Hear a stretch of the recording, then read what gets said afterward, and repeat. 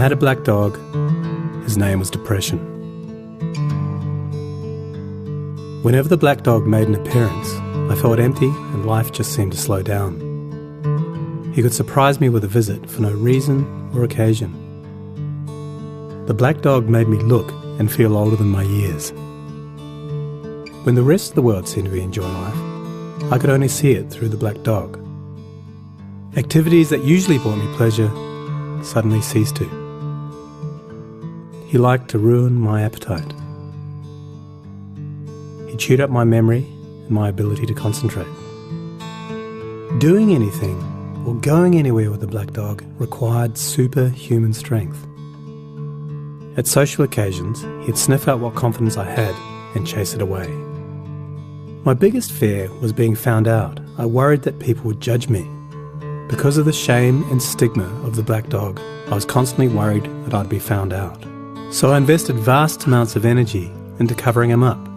Keeping up an emotional lie is exhausting. Black dog could make me think and say negative things. He could make me irritable and difficult to be around. He would take my love and bury my intimacy. He loved nothing more than to wake me up with highly repetitive and negative thinking. He also liked to remind me how exhausted I was going to be the next day. Having a black dog in your life isn't so much about feeling a bit down, sad or blue. At its worst, it's about being devoid of feeling altogether. As I got older, the black dog got bigger and he started hanging around all the time.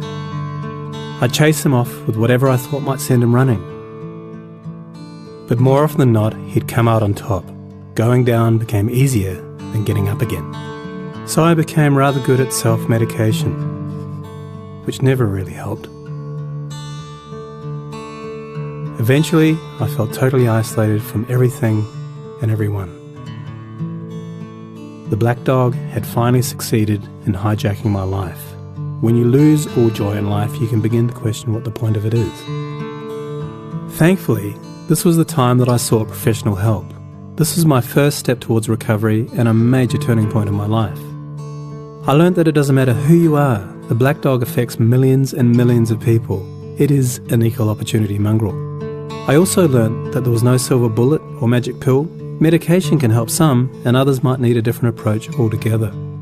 I also learned that being emotionally genuine and authentic to those who are close to you can be an absolute game changer. Most importantly, I learnt not to be afraid of the black dog, and I taught him a few new tricks of my own.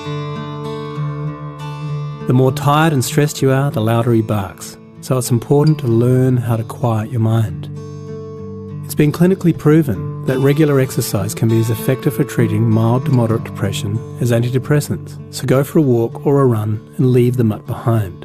Keep a mood journal. Getting your thoughts on paper can be cathartic and often insightful. Also keep track of the things that you have to be grateful for.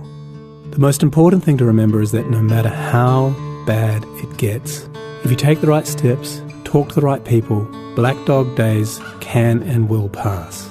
I wouldn't say that I'm grateful for the black dog, but he's been an incredible teacher.